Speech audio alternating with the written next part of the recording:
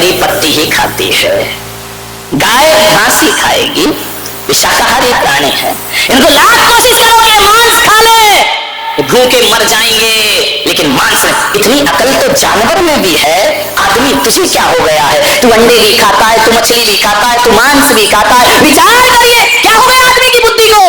पढ़ा लिखा है, समझदार है, लेकिन कुछ एक आदमी से मैंने पूछा कि तुम अंडे क्यों खाते हो, मांस क्यों खाते हो? अरे बोले महाराज ताकत मिलती है, मांस से ताकत मिलती है। ध्यान रखना, जो ताकत तो अंडों में मिला करती है ना, उससे डबल एनर्जी एक गिलास गौ माता के दूध में प्राप्त हुआ करता है। अरे दूध पियो मेरे भाई, विचार करिए, बच्चों को समझाओ क्या क्या खा रहे हैं। एक बच्चा खा रहा था क्या, अरे बिस्किट बिस्किट क्या क्या आती है बाजार में, पिज्जा आता है, बिस्किट आते हैं, बर्गर आता है, वो खा रहा था। मैंने कहा बेटा गूगल में सर्च कर, उसने सर्च किया, ऐसी चॉकलेट खा रहा था जिसमें लिखा था बीफ, जिसमें गाय का मांस डला हुआ, और जैन बच्चे खा रहे। विचार करिए, आप ध्यान रखिए, आप देखिए आपका बच्चा क्या खा रहा है क्या नहीं खा रहा है। ऐसा ना हो कि धीरे धीरे तुम्हारा बच्चा मांसाहारी बन करके तैयार हो जाए। आप शाकाहार खिलाते रहोगे, बच्चा मांसाहारी हो जाएगा। अप्रत्यक्ष रूप में जैनियों तुम्हारे घर में भी गलत चीजों का प्रवेश हो चुका है, ध्यान रखना। परोक्ष रूप में अंडे आ गए तुम्हारी रसोइयों में, खुलेआम तो नहीं आए हैं, कभी पेस्ट्री में, कभी केक में, कभी पिज्जे में, कभी इसमें कभी उसमें अंडों का प्रवेश हो गया है।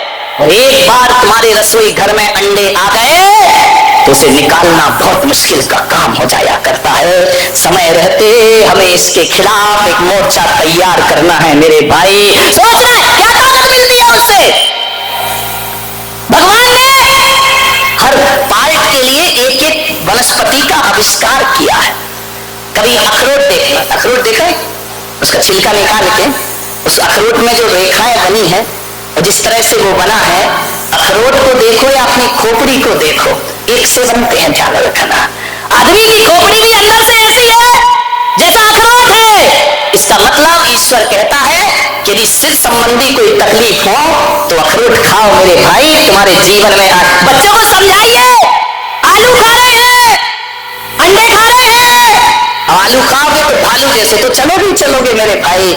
ध्यान रखना, हजारों रुपए लाखों रुपए बर्बाद करते जिम जाने में, क्यों? स्लिम बॉडी चाहिए, ये मोटी बॉडी नहीं चाहिए। समझाओ उन्हें, स्लिम बॉडी चाहिए तो स्लिम चीजें खाइए। भेड़ खाओगे, बकरी खाओगे तो कहां से स्लिम हो जाओगे। ध्यान रखिए, स्लिम खाना है ना, भिंडी खाओ, कितनी दुबली पतली होती है बेचारी, बिल्कुल स्लिम बॉडी ऊपर से नीचे तक। भिंडी खाइए।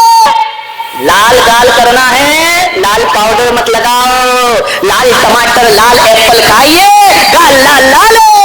देखो सबकी व्यवस्था है, सोचना है आपको। बादाम, ये जो आंखें हैं इनका आकार बादाम जैसा है, ध्यान रखना।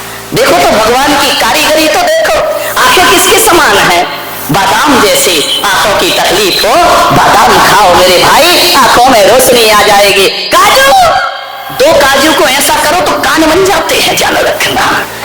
बनावट भगवान ने इसके लिए पैदा किया इनको। दो काजू यहाँ लगाओ, कान बन जाते हैं ना। कान में प्रॉब्लम हो, काजू खाओ मेरे भाई। जीवन मुलायम ओठ करना है, पतले पतले मुलायम मुलायम, तो कहा है किशमिश खाओ मेरे बेटे, क्योंकि जो किशमिश में धारियां होती है वही ओठों पे धारियां होती है, और जैसी मुलायम किशमिश होती है वैसे ही तुम्हारे इन्हें खाओ। दांत में प्रॉब्लम हो, अनार खाओ मेरे भाई, जैसे अनार में दाने होते हैं वैसे हमारे मुंह में भी दांत हुआ करते। ये विचार ऐसे समझाओ अपने बच्चों को, ध्यान रखिए, नहीं समझाते हो, विचार करना है। हड्डियां मजबूत करना है, गन्ना खाओ, गन्ना का डिजाइन हड्डी जैसे तो है मेरे भाई, ध्यान रखना। वो हर चीज बनाई गई है आपके लिए, आप वही खाओ। जिस पार्ट में जो तकलीफ हो, वैसी वनस्पति समाज देश में आ चुकी है मेरे भाई, वैसी वनस्पतियां बना दी गई है मांसाहार। राम ने, कृष्ण ने, बुद्ध ने, महावीर ने जीवन में कभी मांसाहार नहीं किया है, ध्यान रखना। जैन रामायण कहती है कि जब हनुमान मुद्रिका लेकर अशोक वाटिका में सीता जी के पास पहुंचे तो हनुमान ने राम से कहा कि प्रभु मैया सीता पहचानेगी कैसे, वो तो मुझे भी कोई राक्षसी रूप समझेगी, कुछ निशानी दो। राम ने अंगूठी दी तो हनुमान ने कहा कि प्रभु यदि अंगूठी से नहीं पहचानी तो मैं कैसे आपका परिचय दूंगा। तो जैसे ही पहुंचे हनुमान सीता के पास, जाकर के बोले भैया मैं रामदूत आया हूं। राम के दूत नहीं हो सकते तुम। बोले नहीं मैं राम का दूत हूं। कैसे है राम? बोले राम वो है जो रात्रि में भोजन नहीं किया करते, वो राम हुआ करते हैं। राम वो है जो मांसाहार नहीं किया करते। राम वो है जो किसी पशु का वध नहीं किया करते। राम वो है जो दया और करुणा हृदय में रखते हैं। सीता ने कहा, जैन रामायण कहती है कि अब तू भी प्रमाणिक है और ये अंगूठी भी प्रमाणिक है। मेरे प्रभु राम अभक्ष का भक्षण नहीं किया करते हैं। ध्यान रखें, ये राम की पहचान थी मेरे भाई। सोचना क्या ताकत मिलती है मांस से? बोलिए, ये मांसाहारी लोग जो मांस खाते हैं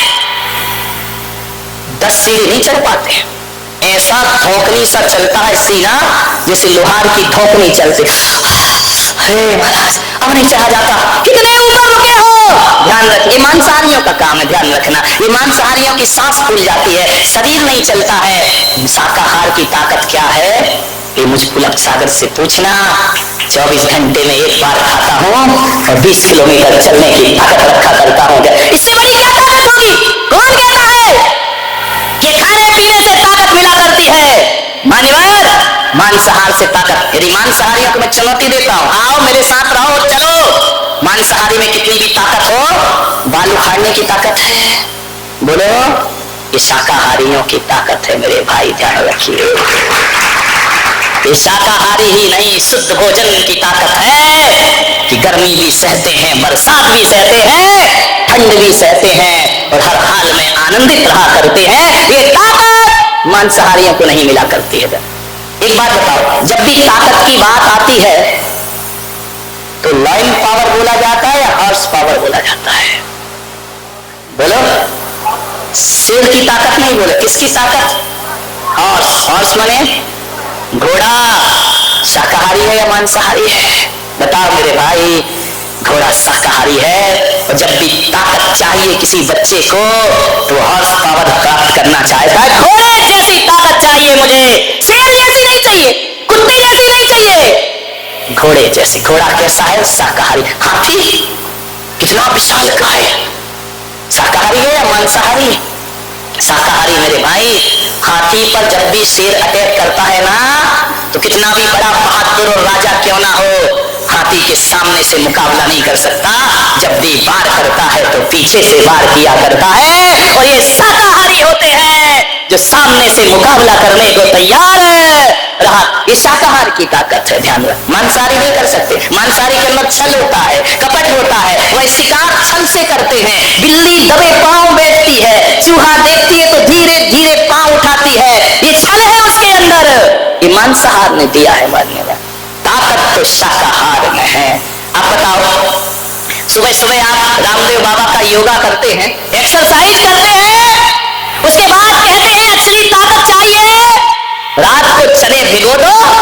जब वह रात भर में भीग जाएंगे तो सुबह उन कच्चे चनों को यदि खाली पेट खाओ तो हॉर्स पावर प्राप्त हुआ करती है। ध्यान रखिए, घोड़ा क्या खाता है? चना। ध्यान रखना, चने से बड़ी कोई ताकत नहीं बारामती वालों। चना चोर खा लो आज ही, ध्यान रखना। लाई मजेदार चना चोर गरम, ध्यान रखिए। ये शाकाहार है, एक बात ध्यान रखना। ये मांसाहारी लोग मांसाहारी पशु का मांस नहीं खाते, शाकाहारियों का खाते हैं, ध्यान रखना। शेर का नहीं खाएंगे, कुत्ते का नहीं खाएंगे, बिल्ली का नहीं खाएंगे। ये मांसाहारी प्राणी है। जब भी खाएंगे कोई बकरे का खाएगा, कोई गाय का खाएगा, ध्यान रखिए। कोई मछलियां, ये सब क्या शाकाहारी लोग हैं, ध्यान रखिए। सोचना है, हमारे आचरण बिगड़ते हैं, हमारा व्यवहार बिगड़ता है, हम उनके संस्कार भी खा जाते हैं। एक घटना है, समय हो रहा है आपका। मुझसे लोगों ने कहा महाराज 10 के बाद बस कर दिया करो, हमें दुकानें खोलना पड़ती है। कल सेठ बता रहे थे, शांति सेठ, कि तुम तो 20-20 मिनट ज्यादा ले लेते, इसको थोड़ा कम करो, कम करो। मैंने कहा ठीक है, कम करने का प्रयास करूंगा। विचार करिए, एक आदमी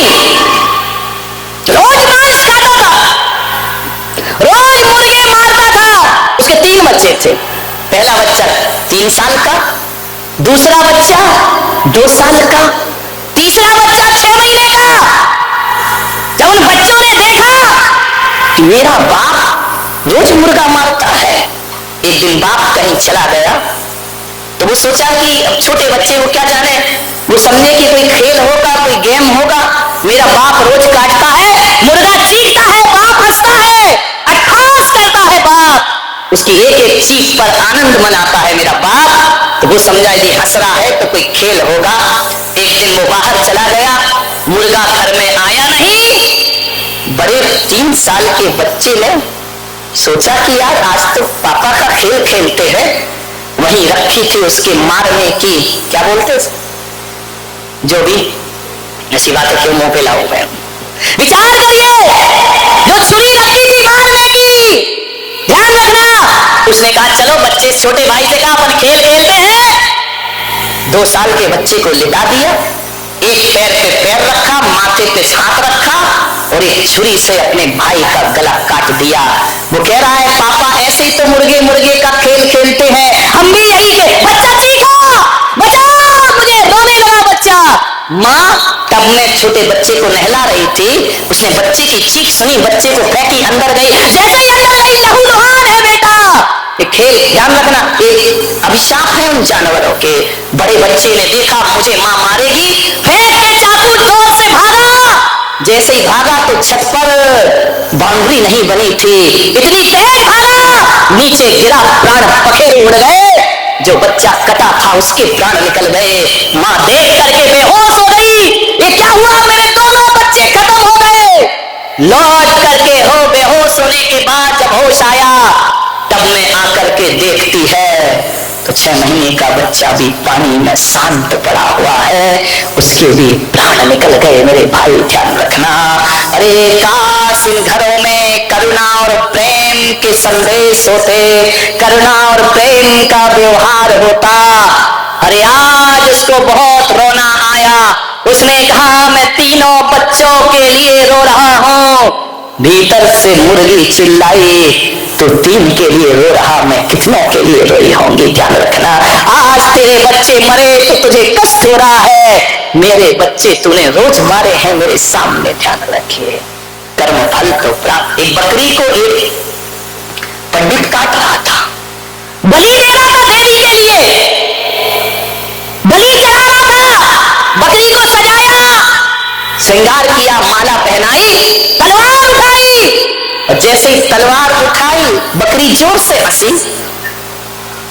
उसने देखा ये हंस क्यों रही है, बकरी जोर जोर से रोई।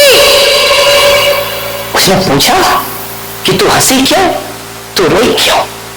बोले पंडित मुझे रोना तो इसलिए आया कि पिछले 100 जन्म से तू मुझे मार रहा है, बाहरी मेरी तकदीर, मैं बकरी बनती हूं तू कसाई बन जाता है। 100 जन्म से तू मुझे मार रहा है और हंसी इसलिए आई कि ये मेरा आखिरी जन्म है, अब तू बकरी बनेगा और मैं पंडित बन करके खड़ी होंगी, इसलिए मुझे अपने आप पर हंसी आ रही। एक आदमी ने कहा कि महाराज यदि बकरों को काटेंगे नहीं, मारेंगे नहीं, मुर्गों को मारेंगे नहीं तो इनकी संख्या बढ़ जाएगी, इतने हो जाएंगे, इतने हो जाएंगे कि आदमी को रहने को स्थान मिलेगा। गलत फहमी।